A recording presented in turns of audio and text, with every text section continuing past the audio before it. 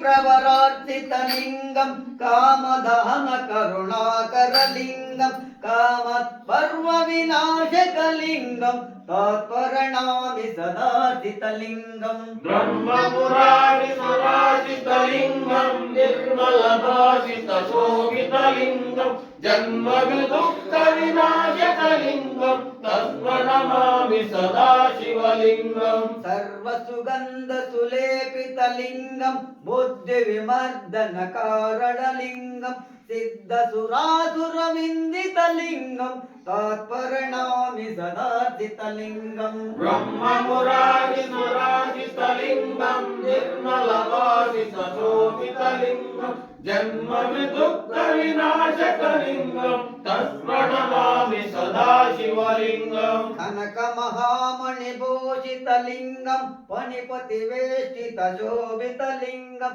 दक्षसुयाज्ञविनाशकलिङ्गं तत्पर्णामि सदाचितलिङ्गं ब्रह्मपुरारिसुराजितलिङ्गं निर्मलभासितशोभितलिङ्गं जन्मविदुःखविनाशकलिङ्गं